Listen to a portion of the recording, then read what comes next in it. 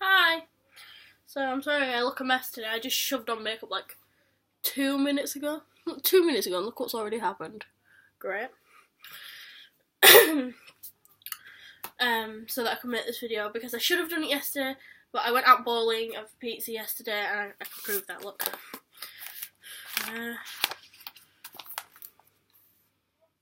Pictures of me and Danny being prats. So, went out yesterday with Danny and Seb and stuff, and then came home, went straight to sleep.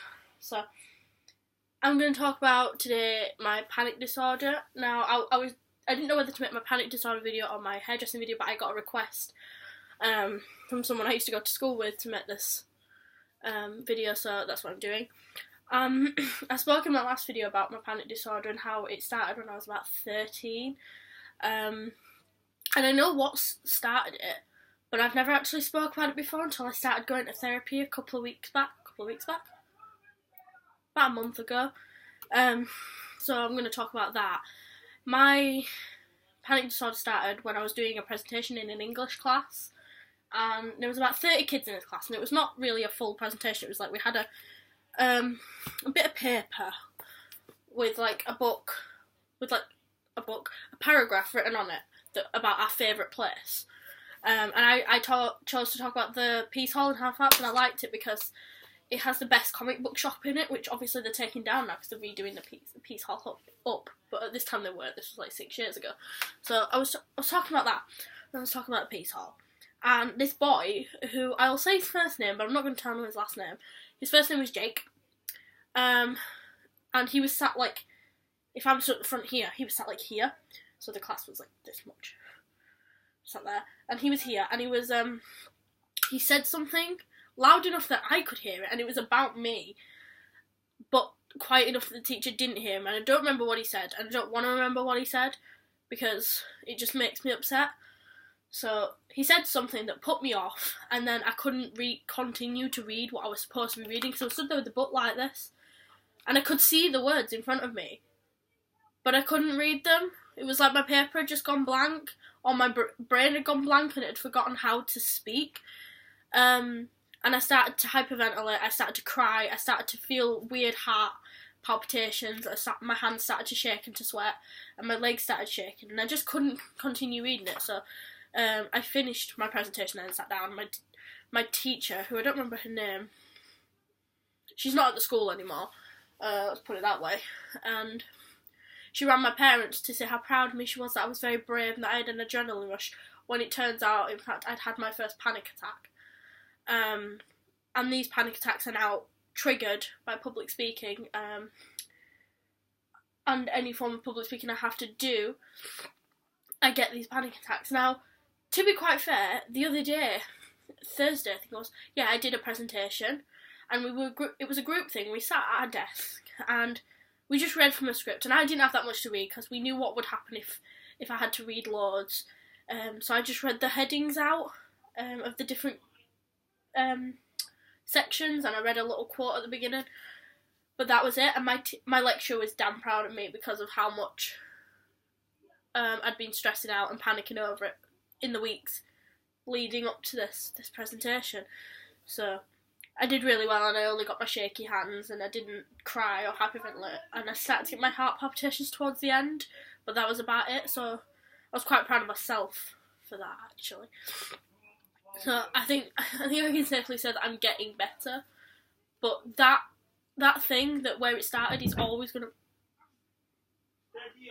My brother just fell over. He's always gonna be in the back of my mind whenever I do these presentations, because obviously it threw me off.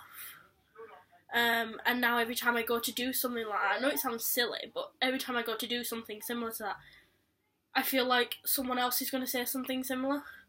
I remember once in school doing a presentation. I can't remember what lesson this was, and I can't remember what year I was in, but it was after this other one.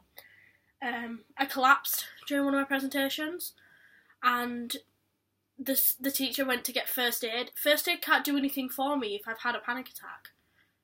All they can sit and do is comfort me. There's nothing you can do medically that's going to help me. I've not fainted because I banged my head or something like that.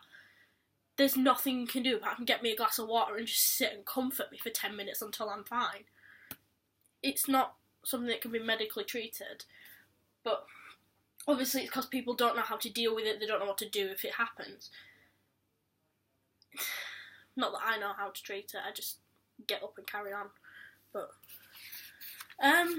other things I spoke about in my last video was the fact that I also have anxiety, which is triggered by everything, literally. It can be triggered by stupid things like the dentist. Like, on Wednesday I've got the dentist, and I have to have an injection in the back of my hand to put me to sleep, to have 2 fillings done, because that's how scared I am of the dentist, and the normal anaesthetic doesn't work, because my teeth are too sensitive. So I have to have this anaesthetic done, so I'm quite scared. But I'll be happy once that's over. And then, what other things? I also spoke about me being diagnosed with mild clinical depression, which, my ear's itching.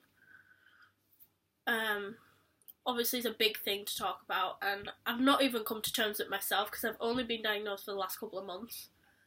I am in therapy for it. I do go to cognitive behavioural therapy, which I'd like to think is helping, but on some terms I'd like to think it's not, because I've had nights where I've been worse than what I've been for the whole time that I've not been diagnosed, if that makes sense.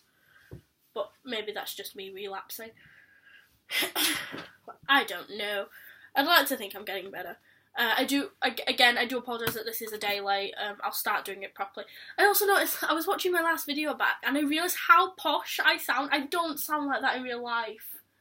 I was pronouncing all my words properly and pronouncing all the letters, and I think I put it on for my videos. I don't know why I was doing it. I think it just sounded like proper posh.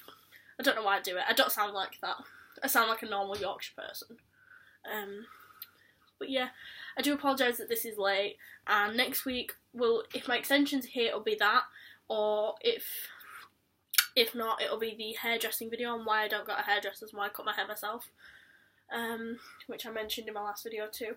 Doesn't need washing though. I washed it yesterday. Anyway, I'm gonna go now because my grandma just turned up. See you later and goodbye.